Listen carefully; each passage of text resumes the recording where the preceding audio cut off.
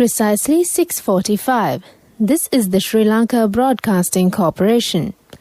News edited by J. Yogaraj and read by Sharifa Tahir. Headlines. The first batch of Oxford AstraZeneca COVID-19 vaccines manufactured in India was expected to arrive in Sri Lanka tomorrow. Estate workers' wage hike through Wages Board. The Justice Minister says a draft resolution on the proposed new constitution will be submitted to the Parliament within 3 months. Sri Lanka has witnessed a total of 287 deaths from COVID-19. A process to collect information on indigenous and traditional doctors. News overseas, Moderna vaccine appears to work against variants. In sports news, Mickey Arthur bemoans poor batting after second test goes horribly wrong for Sri Lanka. Local news in detail. The first batch of Oxford AstraZeneca COVID-19 vaccines manufactured in India was expected to arrive in Sri Lanka tomorrow. Sri Lanka will be receiving 600,000 vials of doses with the first vaccine consignment. Accordingly, the COVID-19 jabs will be first administered to medical officers, public health inspectors, and other health sector workers who are on the front line of coronavirus outbreak in the country. Tri-Forces personnel who work closely with medical staff and people who are more vulnerable to the virus will be given the jab subsequently, the President added. Meanwhile, COVID-19 vaccination trials got underway in the country on Saturday, the Health Ministry said, in order to prepare for the vaccination drive once it arrives here next week. Deputy Director General of Health Services, Dr. Hemantha Herath, said this trial will help health officials to get an idea as to how the vaccination should be administered and also to identify the discrepancies and shortcomings in the process. This will also give officials the idea to determine the number of vaccines that could be given to the recipients within an hour or a day, Dr. Herath said. Prime Minister Mahinda Rajapaksa stated yesterday that he believes the judicial courts should become a refuge for people searching for justice and fairness from law. The Prime Minister said the government has initiated building the national interest for one country, one law, and pointed out that in order to avoid legal delays and resolve disputes in an efficient manner, all of us, the judiciary, lawyers, and the public, must step out of obsolete methods and change attitudes. Prime Minister Mahinda Rajapaksa expressed these views after laying the foundation stone for the construction of the new court complex, Adhikarana Piyasa, under the theme of Vision of Prosperity to Pride of Justice. The new court complex, which will replace the court buildings in Halfstorf built during the colonial era, will become the biggest building complex of the judiciary. The new complex spread in a land extent of 6 acres and will be completed in 4 stages in 3 years. The total estimated cost of the project will be 16.5 billion rupees. In the Adhikarana Piyasa complex, 12 magistrate courts, 8 high courts and 4 commercial high courts as well as 10 district courts, 10 official residences for judges and 110 official residences for court staff are included. Laying the foundation stone to the building took place yesterday under the Prime Minister Mahinda Rajapaksa on the invitation of Minister of Justice Ali Sabri amid the religious observances of all faiths. Addressing the gathering after laying the foundation stone for the court complex and unveiling the plaque, Prime Minister Mahinda Rajapaksa said the judiciary is a basic requirement of a country and what the people want is fulfillment of the reforms presented by them. He added that the people has same kind of expectations with regard to the judiciary as well. The Cabinet of Ministers that met yesterday, presided by President Gotabaya Rajapaksa, has taken a firm decision on raising the daily minimum wage of plantation workers to 1,000 rupees, possibly through the Wages Board. The Cabinet is reported to have reached this decision after discussing at length the Cabinet memorandum submitted by Labour Minister Nimal Siripala de Silva. The ministers have pointed out that a wage hike for estate workers was one of the main pledges of the government. It was noted that the cabinet meeting that the wage hike has been hampered by collective agreements and that wages boards could be a solution. Upon learning that the Finance Ministry has requested a one-week period to study the matter, President Rajapaksa has expressed the view that the cabinet should come to an agreement on the issue at yesterday's meeting itself. Hence, the cabinet has granted approval to implement the wage hike through the wages boards. Sri Lanka's COVID-19 numbers saw another surge yesterday as 354 more persons were tested positive for the virus. Department of Government Information confirmed that all 354 of the newly identified patients are close contacts of earlier cases linked to the Paliagoda fish market cluster. Accordingly, a total of 737 new cases have been reported within the day. As per statistics, the total number of COVID-19 infections confirmed in the country to date now stands at 59,167. Recoveries from the virus, meanwhile, climbed to 50,337 earlier yesterday as more patients regained health.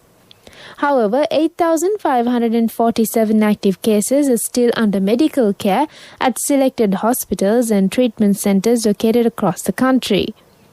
Meanwhile, Sri Lanka has reported 4 more coronavirus-related deaths, the Director General of Health Services confirmed. Accordingly, Sri Lanka has witnessed a total of 287 deaths from the COVID-19 to date. Meanwhile, COVID-19 case count in the country is at 59,167 with 8,547 active cases receiving treatment in hospitals. A total number of 50,337 patients have completely recovered from the virus and have been discharged from medical care. A process to collect information on indigenous and traditional doctors is underway. A mechanism is implemented to collect information regarding indigenous doctors. The information will be stored in a computer-based network. The process will continue with the sole purpose of providing technical support and streamlining the sector. This is the Sri Lanka Broadcasting Corporation giving you the news. Continuing with more stories here at home.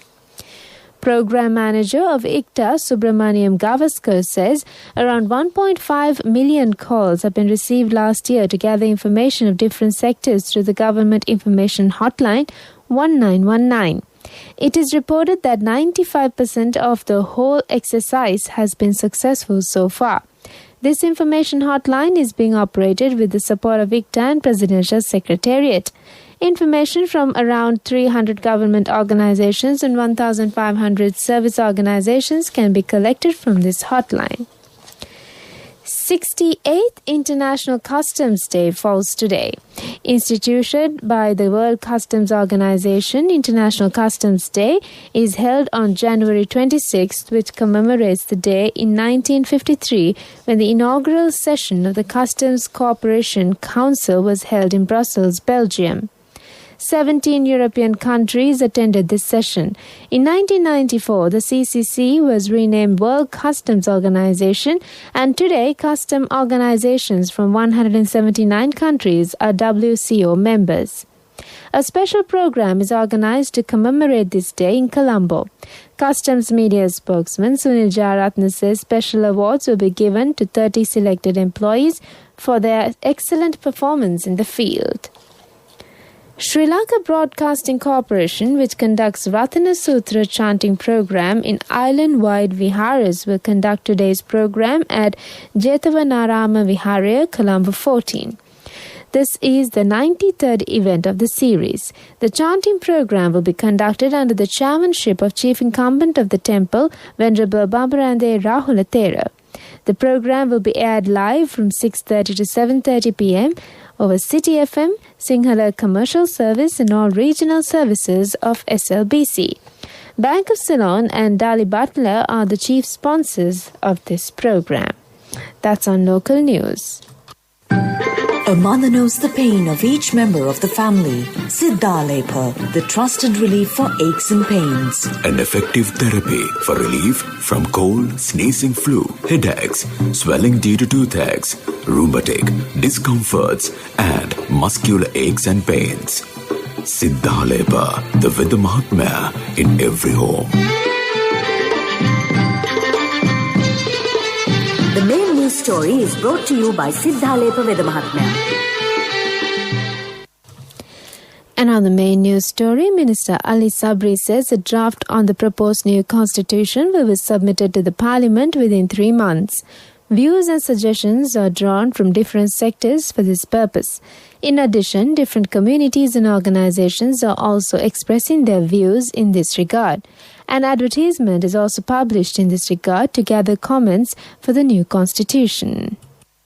The main news story was brought to you by Siddhalepa Vidya Mahatmya.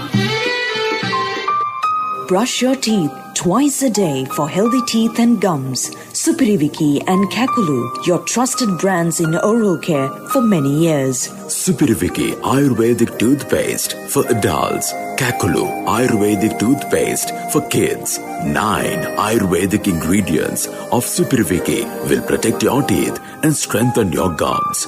Supiriviki and Kakulu, products from Siddhalepa. And on What's Live, the commuters complain they do not get enough and sufficient buses after 8 p.m. in the main cities, including Colombo. Especially, they don't get long-distance buses. This has caused immense difficulties to the commuters and passengers who stay far away from city limits. This is for the attention of Passenger Transport Authority.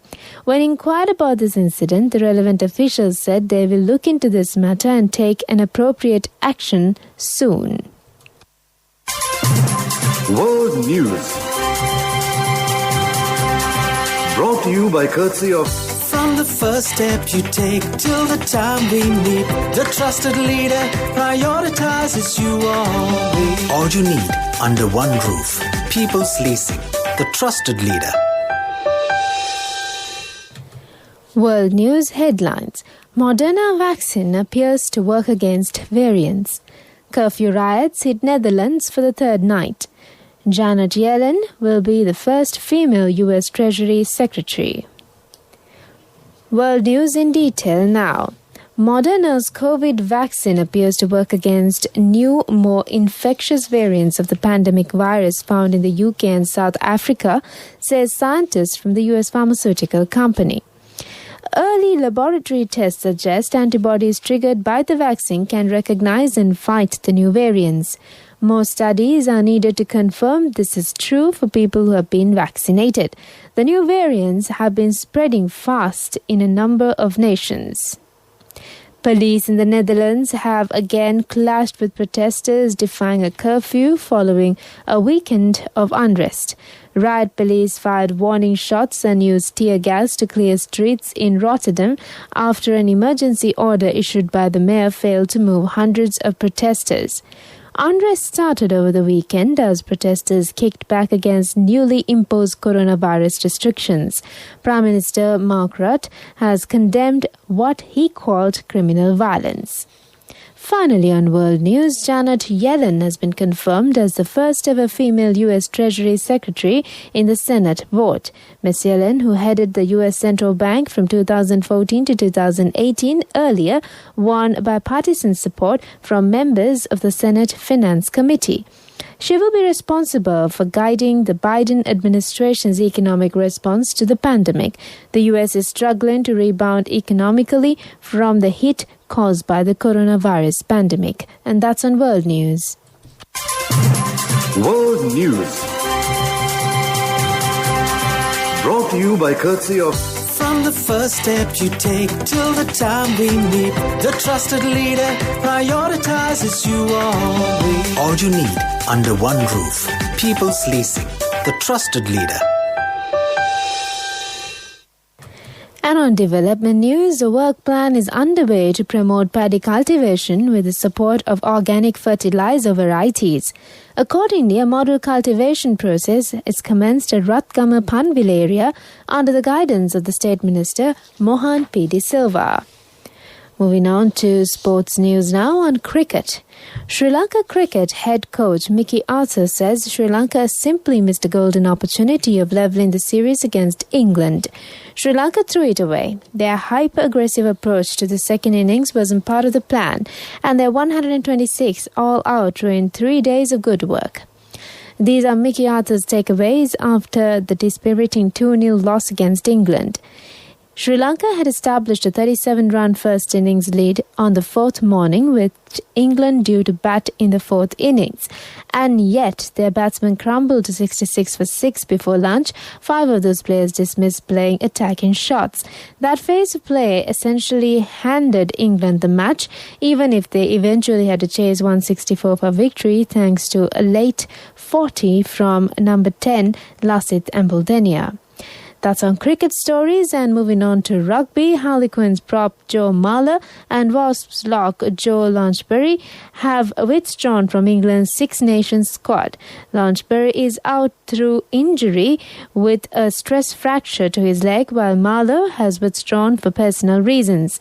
But second row Charlie Evans and Wasp loose head Tom West will join up with the squad when they gather tomorrow.